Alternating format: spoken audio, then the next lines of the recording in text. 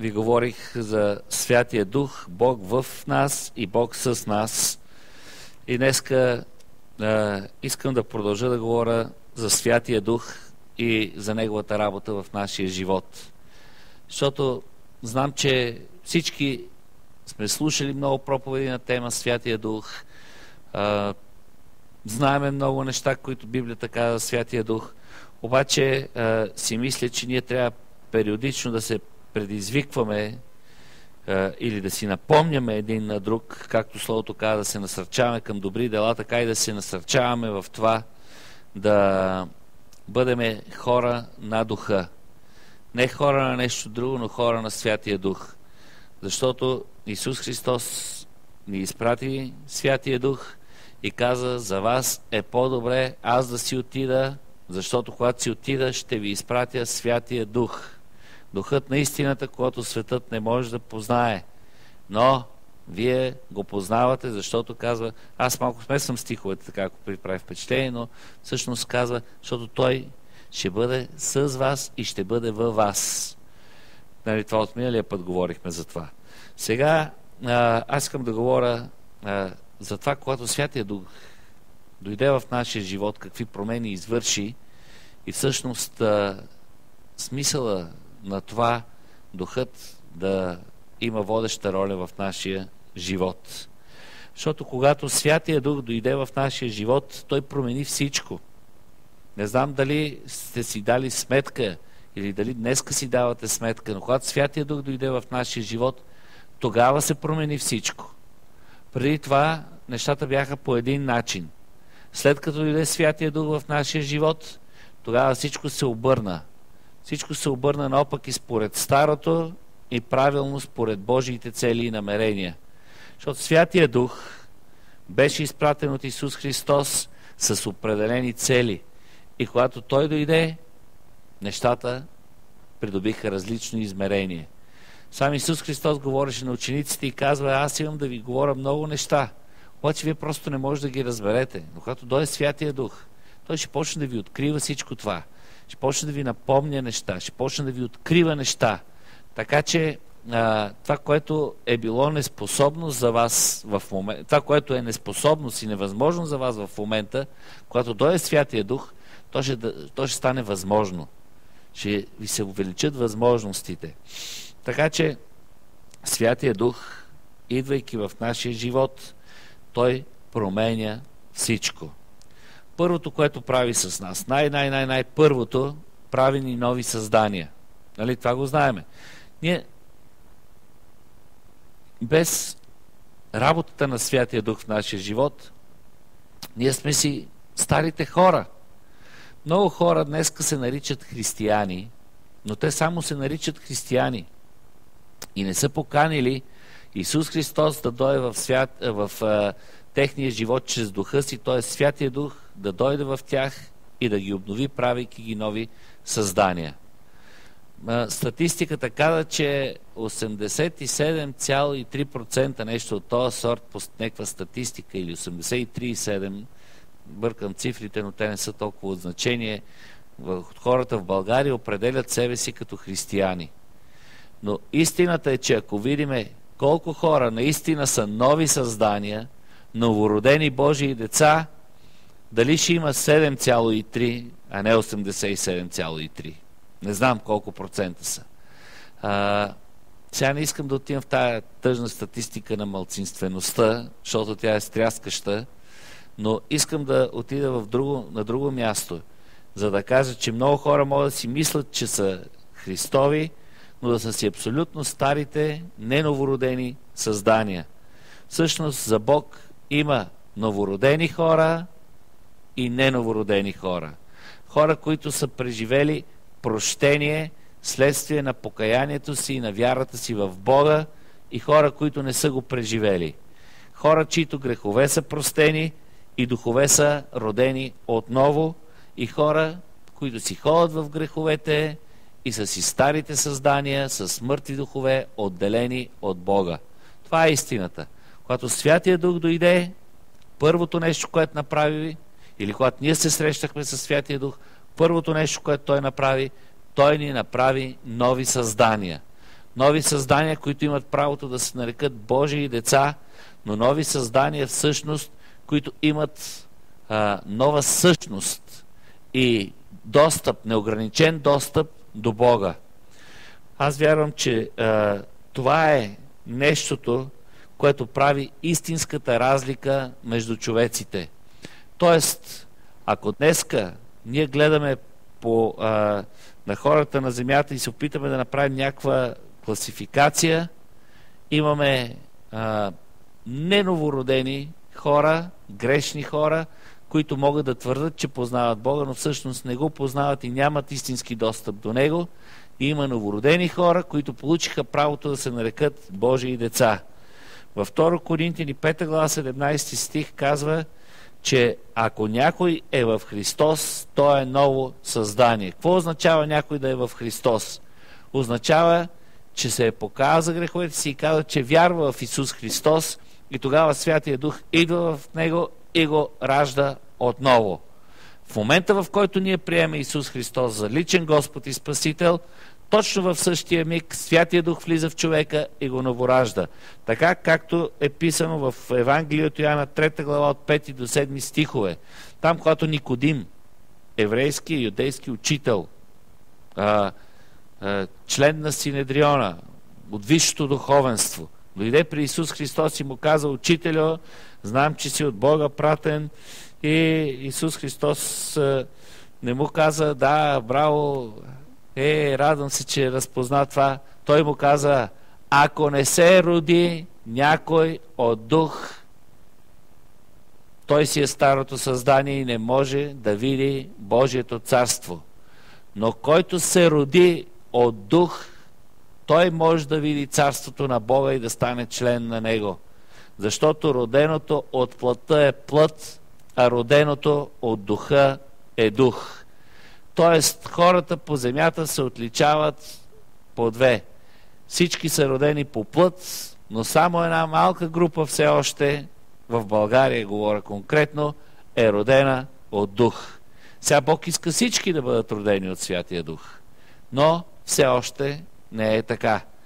Тоест, когато Святия Дух дойде в живота ни, той променя всичко и то започва с раждането, с нашето ново раждане, с раждането отново на Святия Дух, който получава, на човешкия дух, който получава достъп до Святия Дух и до Бога и има вече ново откровение, нов живот, нова същност. Оттам започва нова ценностна система, защото новото създание започва какво? Започва нов или различен от стария живот. Аз съм сигурен, че всеки, който е имал тая драматична среща с Бога, който е новороден, той е променен отвътре, защото е духовно променен. И той като различно създание, вече живота му става различен. Вижте, аз не вярвам, че човек ще преживее новорождение и нещата си останат всичките така по-старому.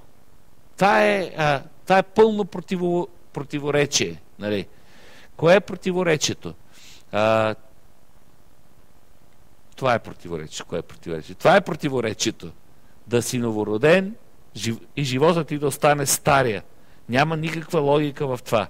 Защото новото създание започва да има нови потребности. Новото създание започва да има ново виждане за живота. Новото създание започва да оформя нова ценностна система, понеже Святия Дух почва да му открива това, което е угодно на Бога. И да, ние четеме Словото на Бога, обновяваме ума си и разбираме каква е Божията воля. Но Святия Дух вътре в нас, той започва веднага да ни разкрива кое е угодно на Бог и кое не е угодно на Бог. Тоест ти отвътре почваш да разбираш, че има неща, които не са угодни на Бог и не са редни човек да ги прави или не са редни, не са полезни за човека. Неща, които преди това са ти се стрували най-нормалните за живота ти, изведнъж почват да ти се струват не толкова нормални. Почваш да усещаш вътре в себе си този сблъсък на две различни ценностни системи. Той е сблъсък на полезното, божественото и това, което до сега по инерция или по някакъв начин си живял. Защото аз си спомням, когато аз бях новороден, защото това е опитност, която всеки тук един от нас е преживял. И всеки може да каже за себе си. Но изведнъж аз усетих разликата. Аз почнах да си казвам, да, умът ти взима време, докато проумее, докато вземеш решение, защото човек почва да взима съзнателни решения за промяна в начина си на живот. Но аз говоря за това вътрешно нещо, за това вътрешно усещане, което започваш ти да разбираш от дълбоката си вътрешност и същност и от най-съкровените места, твоя дух. Ти започваш да разбираш кое нещо е окей, кое нещо не е окей. Отвътре ти, дори още с ума си да не си схванал, да речем, какво да правиш и какво да не правиш, къде да ходиш и къде да не ходиш, ти отвътре почваш да разбираш къде се чувстваш комфортно и къде не се чувстваш комфортно. Как греха вече преди новораждането ти е бил сладък по някакъв си начин, а сега вече не усещаш тая сладост, не усещаш това удовлетворение или там, каквото си усещал преди. Усещаш, че отвътре започваш да усещаш, че има неща, които си мислил, че са добри, а пък те всъщност не са добри. Нито за тебе, нито за околните. Така че, когато дойде Святия Дух, той прави живота ни изцяло различен. Почва да ни открива Божието Слово и почва да ни открива какво Бог има предвид, защото ние почваме да си обновяваме ума, почваме да приемем различна ценностна система, почваме да разбираме за Божията съдба, за Божиите цели и намерения за нашия живот. И това всичко, когато дойде Святия Дух. Така че в момента, тук ви говоря за това, че в момента, в който Святия Дух дойде в живота ни, той променя всичко. Да, характера, да, навиците, да, начинът ти на мислене взима време. Но когато Духа дойде, всичко вече е различно. И никога няма да бъде същото. Дори аз съм виждал хора, дето не са си обновили много умовете. Но не е същото. Не е същото. Гледал съм хора, повярват. И изведнъж в момента, в който приемат Исус, Святия Дух влиза в тях и штрак става промяната. Става промяната. Аз си спомням какво стана. Когато се молих за първи път, това беше още преди публично там в групата, дето се събирахме като такава нелегална църква, да изповядам публично вярата си в Исус Христос. Но всъщност аз го направих след като ми беше свидетелство в една среща с Бога. И аз усетих как Бог почна да ме докарва на място, където аз да взема решение, че няма да хода вече и да върша старите неща. Защото аз му бях дал зелена светлина с тая молитва. И Святия Дух беше дошъл. И аз до такава степен 3 месеца се борих. 3 месеца се борих да си живея стария живот. И тая борба, да ви кажа, изгубих. Изгубиха тая битка, защото бях дал зелена светлина на Святия Дух да работи в мене. И той работеше по такъв начин, който аз не го разбирах. Но все зле се чувствах от неща, които си мислех, че трябва да ме правят да се чувствам добре. Айде, така ще го формуля. И все по-зле стигнах до място, където не можех да спа спокойно. Аз бях на 25 години младеж. Кой младеж ще може да спи спокойно? Некой на 25 години да има проблеми с съня? Петър дига ръка. Ще се молим за тебе, братче. Не, ще се молиме. Ще се молим как? Не, това не е нормално. Категорично. Не казвам, че ти си нормално. Ей! Когато си бил на 25. Не сега. Аз къде се вкарах, гледайте. И трябва викам, се молиме. Нормален си, братче, но това не е нормално. Добре. Не можех да спа. И си казвам, не. Това тук трябва да приключи цялата тая работа. Аз трябва да взема радикално решение. Трябва да направя публично приемането си на Исус Христос. И трябва да смена изцяло ценностната си система и начина си на живот. Няма мърдане, братче. Няма мърдане. Кога? Когато си дал зелена светлина на Бога да работи в твоя живот, няма мърдане. Той те променя.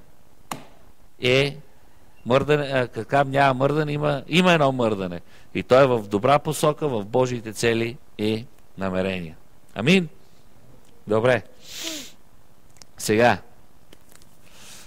Аз много време взех за тази точка, аз исках малко само за нея, защото сега ще отида на другото нещо, което вярвам, че е важно за нас. Защото всеки по един или по друг начин тук го е преживял това нещо.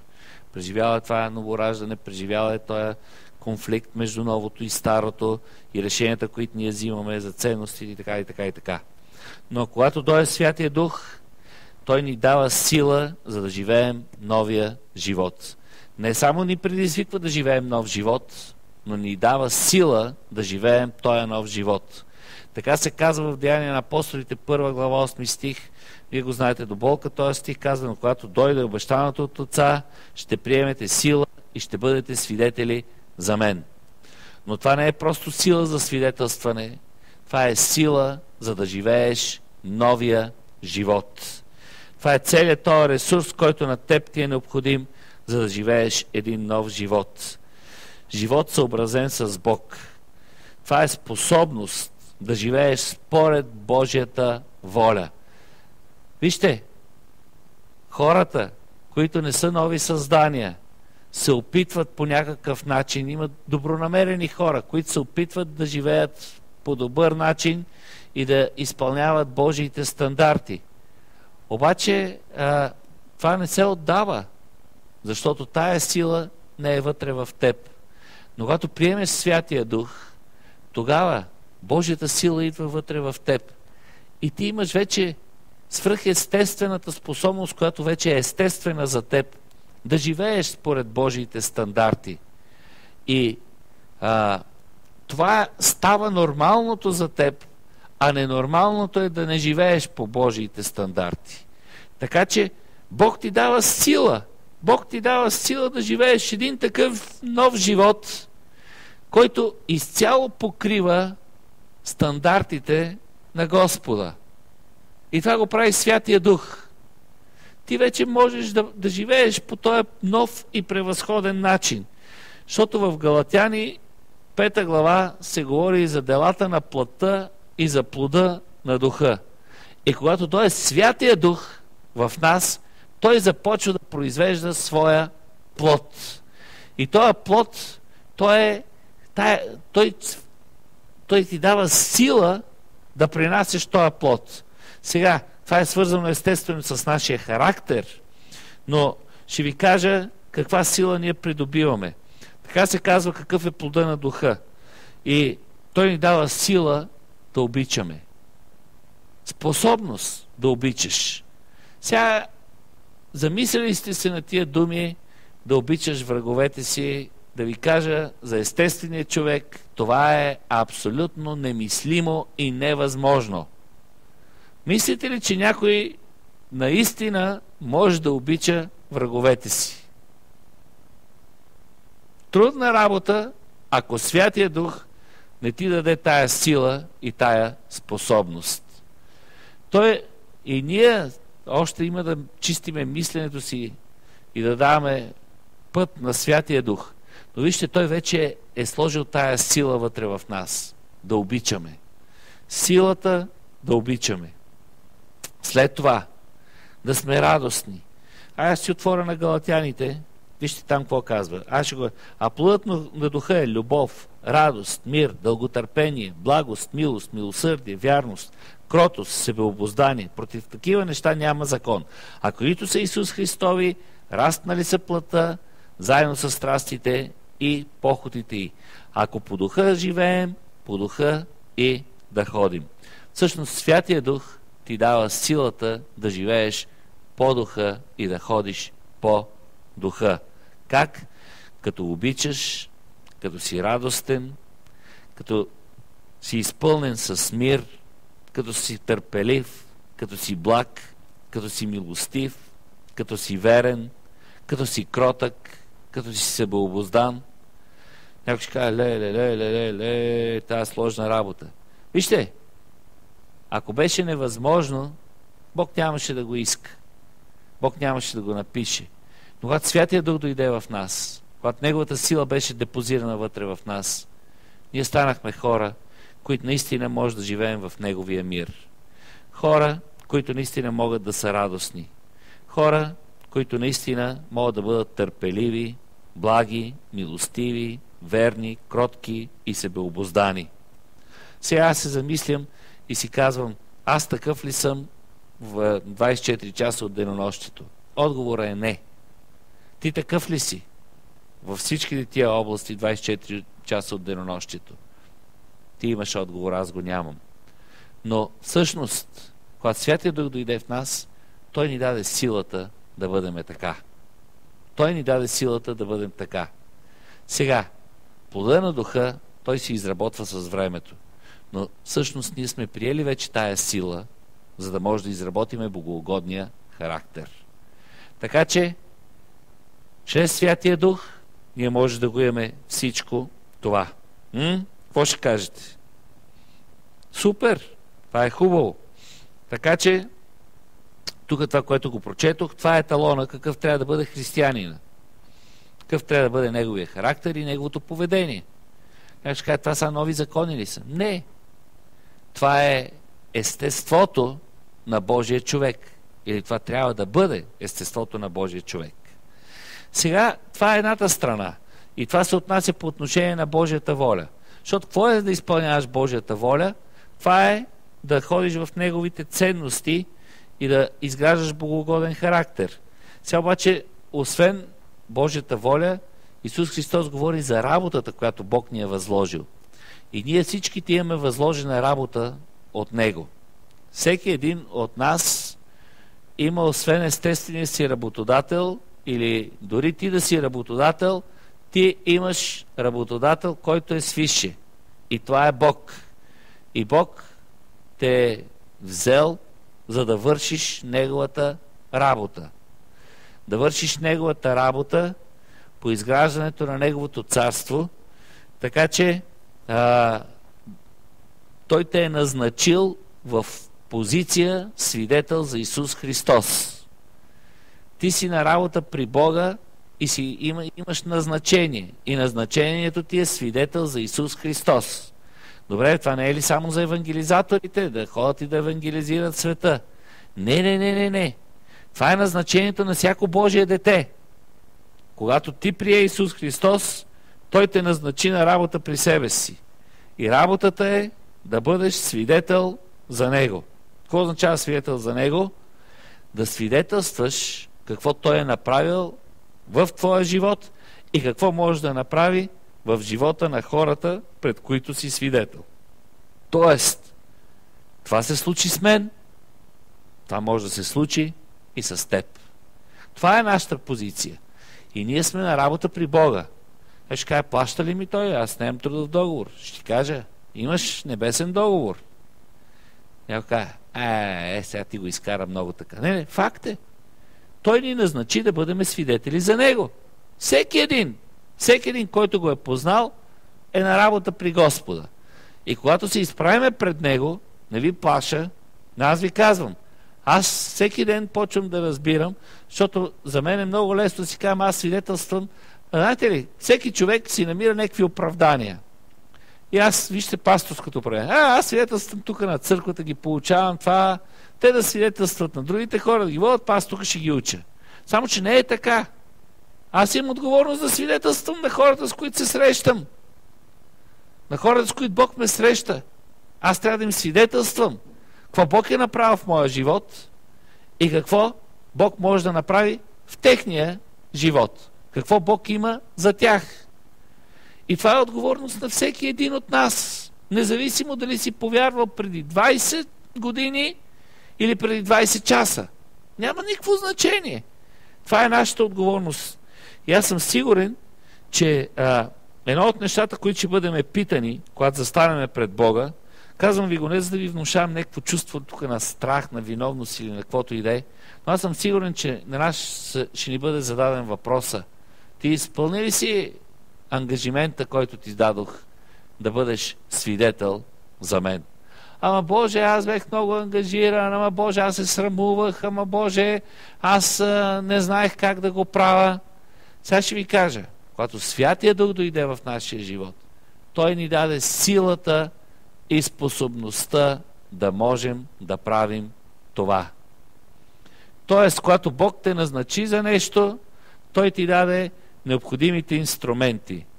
Не е сега тук, ела ще работиш, обаче значи, какво ще работиш? Ще ковеш пирони. Ама не ти даваме нито чук, нито пирони. Бог не е такъв. Ако Бог те назначи да ковеш пирони, ще даде една шепа пирони, ще даде един чук. Ще каже, айде, това тук. Ако Бог ти назначи за нещо друго, ще даде другото. Така че, когато Той ни назначи да бъдем свидетели за Него, чрез Святия си Дух, Той ни даде тая сила и способност да бъдем свидетели за Него. Така че това е главната ни работа, която ни е възложена от Бога. Сега ще ви дам няколко примера как това се случи. Понеже Петър, знаете го Петър, той е много интересна личност. Той е най-смелото и най-страхливото човешко създание в едно. Той е най-дързостен да реже уши и най-бърз да бяга и да се крие. Да се отказва от неща. Той ще вади ножове и след това ще се отрича, че е от тая група от хора. Може да си представите, това са такова. Това са крайности. Нали? Сега дай да правим това! И след това тихо. Да не чуе дявол. Разбирате ли? Не, така беше историята, защото нали, в Гециманската градина какво направи? Той извади нож, отреза едно ухо. Ще се бие. Смелчага. Той е на първата редица. После в двора. Ама и ти майче беше там с тях. Не съм бил, пише, поша да проклина даже. Не, заклевам се, не съм от тях. Честен кръст, не съм от тях. Това направи Петър. Странна работа. И след това Петър е смелчага, ама очевидно е и страхливец. Някаква комбинация. И стоят сега, аз си го представям Петър. Сега, той е хем, вие разбирате ли? Той е такъв. Господи, няма да ми миеш краката. Господ казва, не, трябва да сторим това, дето е годно. Добре! Целия мисли! Чакай, бе, Петре! Чакай сега! Моля ти се, дали ти разваляш цялата програма. Първо иска да ти измия краката, ти не даваш краката. После искаш целият те къпа. Абе, какъв си ти, бе, човек? Ти си от тука до тука. И сега представете си го вече, той колко зле се чувства Петър след гафа, големия гаф на отказването от Исус. Затова Исус като му се явява, що му се явява Исус? Само на него. И Петре, така, паси агънцата ми. Това, само на него му говори отделно. Да го възстанови. Защото той отвътре, той е такъв, той е страхлив смълчага. Той е, не знам, разбрахте ме, няма да славам повече определение. И вече е възстановен. И чакат обещаното, чакат Святия Дух и са в горницата. Обаче Петър е дързостен, ама на него му липсват някои неща. На него му липсва начетеност, той не е грамотен, той е рибар, той не е начетен човек, той не е книжник, той не е образован, той не има дар слово. Също така крият се, защото времената са опасни, чакат обещаното от Духа. И сега тук аз съм си записал 4 неща, които се случиха с Петър. Защото когато Святия Дух дойде върху Петър в деня на Петдесятница, той се пребори с тия неща. Просто Святия Дух му даде сила, за да преодолее страха, за да преодолее притесненията, за да преодолее неспособността си да върши определени неща, като проповядване на Божието Слово. И тук в Деяния на апостолите, 2 глава от 14 до 41 стихове, ние виждаме неговата проповед, как той се изправи и почна да проповядва. Сега, когато Святия Дух дойде върху Петър, изведнъж, дайте аз ще си отворя Библията там, Деяния на апостолите, 2 глава, и изведнъж Петър, пише, се изправи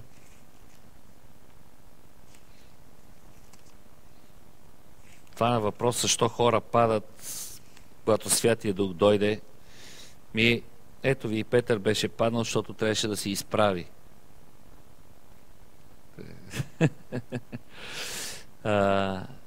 А Петър, като се изправи с 11-те, издигна гласа си и им проговори, казвайки.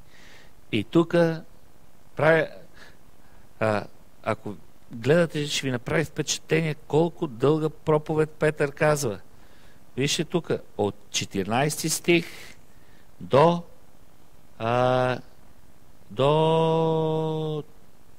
40 пише. И 40 стих той им говори, обяснява им, изправя се. Вижте, значи той е преодолял вече страха си, не го интересува какво ще се случва с него. Вече не го интересува дали него ще го фанат и ще го раснат като Исус. Не го интересува какво ще се случва. Той просто е преодолял страха си. Защо? Защото Святия Дух е слезал върху него и го облякал в сила. Така че страховете са си заминали. Така и с тебе. Ако се страхуваш, страховете си заминават, когато Святия Дух слезе върху тебе. Петър не се притесняваше да застане пред хиляди, защото пише, че същия ден се спасиха 3000, се кръстиха, което означава, че тълпата беше повече от 3000 души. Някой от вас заставал ли е пред голямо множество от хора и да издигне гласа си и да почне да говори? Казвам ви, когато хората стават повече и повече и повече, почва да става притеснително. Когато се изправиш и застанеш пред големи множества, изведнъж се чувстваш по различен начин. Трябва да имаш дързост да отвориш устата си и да говориш. Аз изпомням сега на събранието на Бенихим, понеже аз не говорих на сцената. Казах нещо накрая. Не, аз онемях поради други причини. Но накрая за книгата на пастор Пламен казах няколко думи пред голямата аудитория. Но да застанеш и тая голяма зала пълна с хора, да я видиш.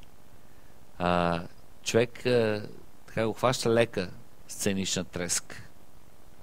Нали? Някои пред двама човека не могат да се изправят. Но когато е Святия Дух, това притеснение се маха. След това, какво ще им кажа? Тая неспособност да се чудиш какво можеш да кажеш и какво не можеш да кажеш. Святия Дух изпълни Петър.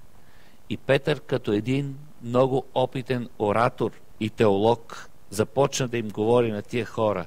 И почна да казва: слушайте сега, тия не са пияни, както вие си мислите, понеже почва да изтъква аргументи. Но казва, това е казаното чрез пророк Йоила. И в последни дни, казва Бог, ще излее духът си. И започва да му тече проповедта. Започва да им говори,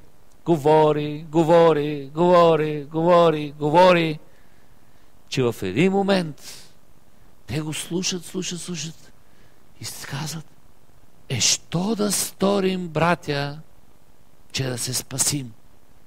Той ги довежда до място, където те го питат, що да сторим, че да се спасим. И тук идва въпроса. Петър беше ли научил тая проповед? Беше ли си я написал тук и я четеше като лекция? Не. Духът му даваше тая способност. Тоест, когато дойде Святия Дух, той ти дава сила да бъдеш свободен от страх, да преодолееш притесненията си, способност да можеш да се изправиш и да говориш, да бъдеш свидетел за Господа. Ама аз съм такъв, ама аз не съм красноречив, ама аз се притеснявам от хора. Не. Всичко това отпада, когато наистина ти дадеш място на Святия Дух в твоя живот. Святия Дух те прави способен да не се страхуваш, да не се притесняваш и да можеш да говориш. Святия Дух. За всеки ли е това? За всеки е. За всеки, който приеме Святия Дух. Няма никакви проблеми. Но нещата не свършват до тук, защото Петър, след като го попитаха, що да сторим, братя, за да се спасим, той можеше да се стресне, защото той им даде радикален отговор. Аз никога не се бях замислил, че всъщност това, което той им каза, беше много радикално. Той им каза така: покайте се и всеки от вас се кръсти в името Исус Христово за прощение на греховете ви и ще приемете този дар, Святия Дух. Това е много радикално и много красноречиво, точно, ясно казано нещо. И що да сторим, братя? Ами сега ще видиме, нали, така. Не, покайте се! Ами ако вземеха тия хора, казват, какво ще ни кажа, се покайваме? Не. И ще приемете Исус. Покайте се и всеки от вас нека се кръсти в името на Исус Христос. Това е вече радикалност. Нема 6-5 тук. Не, така ще приемете един по-добър живот. Покайте се, кръстете се в името на Исус Христос, ще приемете Святия Дух. Категорични изказвания, за които е необходима дързост. Святия Дух му даде тая дързост.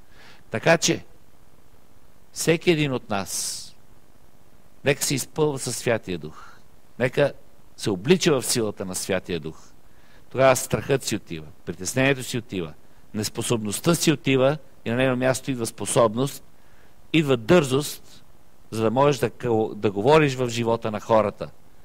Не хората да говорят в твоя живот и не хората да казват, това е така, това не е така. Да говориш и да кажеш, това е истината и да отстояваш истинската позиция. Така че аз лично вярвам, че това е за всеки един от нас да бъде свидетел за Христос и тая способност, сила идва чрез Святия Дух в нашия живот. Тоест за всеки един от нас тя е на разположение. Така че нека се изпълваме със Святия Дух. Нека се обличаме в помазанието на Святия Дух. И когато се обличаме в помазанието на Святия Дух, ние ще действаме както Петър на Петдесятница. А да ви кажа, Бог иска да действаме по този начин. Не някакви дяволски хора или политици обиграни да действат и да манипулират обществото на тая страна. А хора облечени в помазанието на Святия Дух да могат да говорят истината, която освобождава и която дава ново бъдеще и надежда на хората. И това е за всеки един от нас.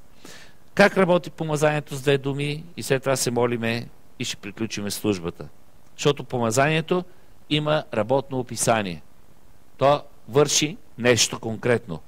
Исус даде това работно описание на помазанието в Евангелие от Лука, 4 глава, 18 стих, когато се изправи и прочете думите на пророк Исаия. Там беше описано точно това работно описание, или какво върши Святия Дух в нашия живот. Казва, Духът на Господа е на мене, защото му е помазал да благовествам на сиромасите, да пусна на свобода огнетените, да проповядвам да проповядвам освобождение на пленниците, прогледване на слепите, да отворя затвора на пленниците. Така че, ето 3 неща. способност да се благовества, власт да се освобождава и сила да се изцелява. Това е работното описание на помазанието.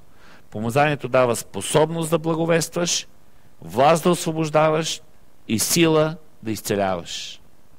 Помазанието, когато дойде върху тебе, можеш да ги правиш тия неща.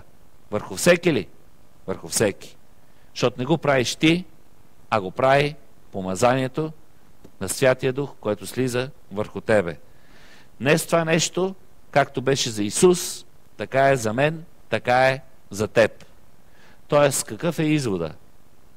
Викай за изпълване със Святия Дух, викай и копней да се обличаш в помазанието на Святия Дух и Святия Дух ще направи способен да благовестваш, ще даде власт да освобождаваш хората и ще даде сила да ги изцеляваш. За да бъдеш герой ли? Не.